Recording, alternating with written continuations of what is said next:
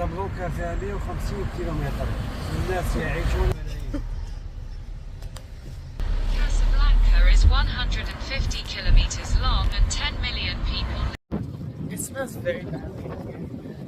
I know that behind that light right there, there's an oil refinery. So there's a bay, and I wanted to swim at some beach, but my friend told me it's clean. When I looked at the map and I saw that, so I'm like, I don't know if I'm gonna swim. The taxi driver was like, Morocco is the best country in Africa, and he was very proud and just telling me about how cool Morocco is.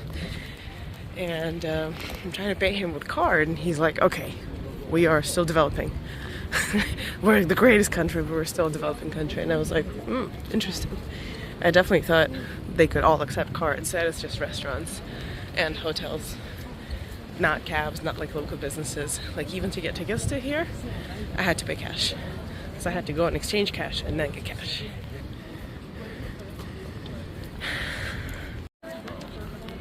This is Hassan the second mosque, and it's absolutely insane. And all I want to yell is, Hassan, how came? I have no idea how this one poor tour guide is going to do a tour in multiple languages, but laughed at us and we were like, okay. And all of the French speaking and English speaking, probably other speaking languages, followed him. Okay, well, this is very overwhelming. It does not look as big as it is on camera. It definitely looks smaller, but this is ginormous. And there's nothing for scale, which is even worse. As people are coming in, they have to put their shoes in those little green baggies and carry them around, which is kind of nice because now we know that nobody's going to steal our shoes. In the majority of the mosques, you have to go barefoot. So it's nice that they actually have bags and they let you carry the shoes inside, because usually you just leave shoes at the door. I have not seen this before. This is really cool. Oh my god. I'm overwhelmed. Very underslept, but I slept probably maybe like an hour on that beautiful red eye. And have not slept much the night before. This is ridiculous. So let's hope I don't fall asleep during the tour. Oh, I like the lamp. Look at that lamp.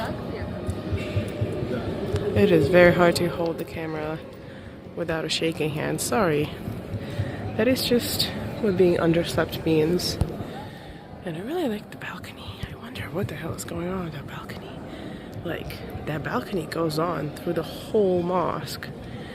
I have also not seen that before. Like, check this out. It just continues through the depths of the mosque. Whoa. Whoa!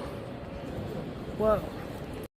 I'm gonna show you one of the most important parts of the mosque now. The bathroom.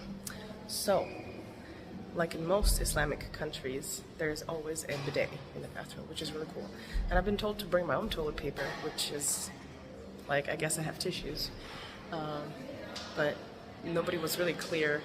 Like, my mom told me and my friend told me, like, yeah, there could be a problem with toilet paper. I'm like, what problem? Like, bad quality or the absence of it? So yes, the absence of it. There's a bidet, there's not always toilet paper. That's the coolest bathroom. So I guess this is for washing feet.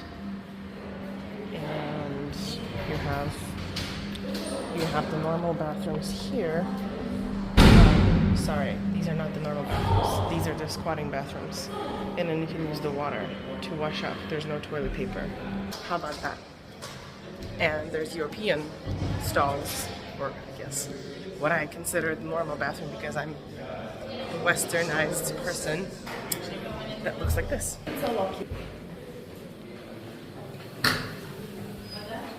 No toilet paper and a bidet.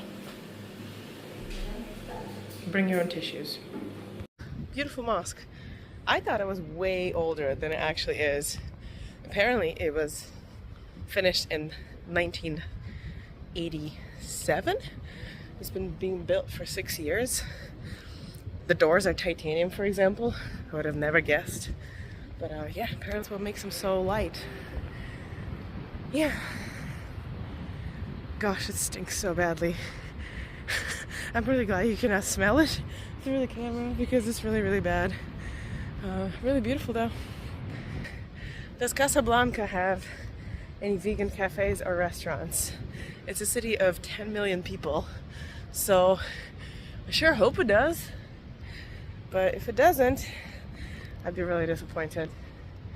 So far, I've just seen kind of like the regular cafes where elderly men sit with a glass of beer and a cigarette on street corners.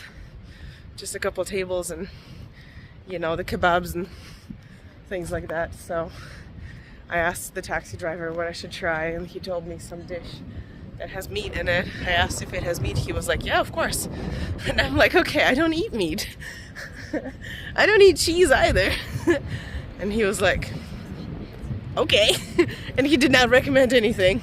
So problem is I don't have internet, so I have to find something with a Wi-Fi and hopefully head to have some local Moroccan vegan cuisine. Considered staying in this hotel and taking like a 5-hour nap, but I'm gonna hold off on that idea and just go check out a vegan restaurant. Oh my goodness, the doors are yelling at me. Like, I'm trying to go. Do you hear that? Whoa. Relax, thanks. I'm gonna go hang out at a vegan restaurant and work. And hopefully sleep on the flight to Moscow. If I do work now, I should fall asleep on the flight to Moscow. That would make a lot of sense. Man, look how cute everything is. They have the little swings. They have the telephone booth that is green for some reason. They have lots of storage spaces, and nobody's kicking you out. You can just hang out. How lovely. Yeah.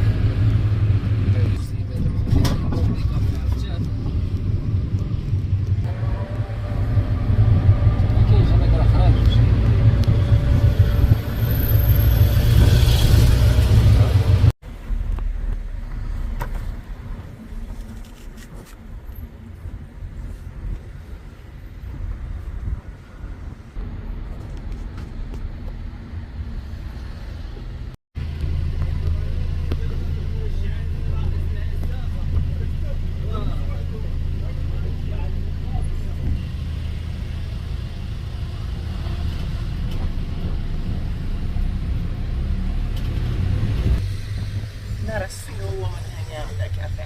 Why? Why is there just a dude at each table with like a little tiny coffee or beer and a cigarette? Why?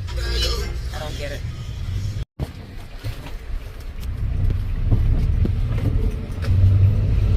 So we are lost. My cab driver doesn't speak English, and he also doesn't know where the place is that I asked him to drive me to. I asked him if he could drive me there, and then he was like, sure. So we've been driving for about 20 minutes now, which is not a problem. I'm in no rush at all. But we have no idea where this coffee place is that I found. It should be somewhere in the area. But yeah, he's just as confused as I am. I made it to the restaurant. Everybody's here, and I love the kids' drawings on the walls. Also, apparently everybody smokes. There's ashtrays everywhere. Thankfully, people are not smoking inside. Yeah, super chill place. Very, very cool. Hopefully. It was really funny how my taxi driver did not know the directions, and I thought he would either run a pedestrian or run into a car, or somebody was going to run into us, and yeah, that was quite a scary ride. Okay, thank you. Ooh, matcha latte, and I'm assuming this is honey. I did not ask for this. Cool, but that is with oat milk. Win. One other thing that I noticed is as we've been driving, there have just been dudes on top of dudes on top of dudes. I actually see women and like younger people who don't kind of see. There are dudes trying to look busy, or dudes in business suits trying to hang out with other dudes on their business lunch. This is literally the first cafe where I'm seeing women hanging out or working, and that's kind of weird. Like, we're all women. And here there's European-looking women speaking French. In Morocco, they speak Arabic and French, typically, because it used to be a French colony. And people still speak two languages, but now the new generations, they actually speak three languages. They add English on top of that, which is super cool. Oh my goodness. I don't know if you can tell how gross I am, but I'm pretty gross, and I'm falling asleep. So I'm gonna keep drinking my coffee and stare at the book for a little bit, and stare at work for a little bit. See you at the airport. How about that dude just checking shit out on the street, and this concrete looking building next to it. Just the other side of the street, we have a building with old antennas, just like in Russia. Some bars behind windows, some tiny verandas, and a more modern looking building with actually larger balconies and a bunch of cacti. Leaving Casablanca and back to the airport. Pretty much city today. And the rest. We have found Planet Sport and a techno gym. I could check out what is inside, but oh, okay.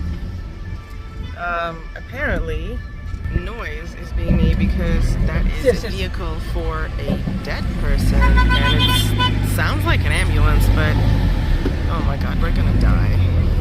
We are gonna die. Now we're gonna need a vehicle for a dead person. Hopefully not. Why does nobody wear a seatbelt here? Like, nobody. There isn't even a seatbelt in the back. This one doesn't insert. So, yay.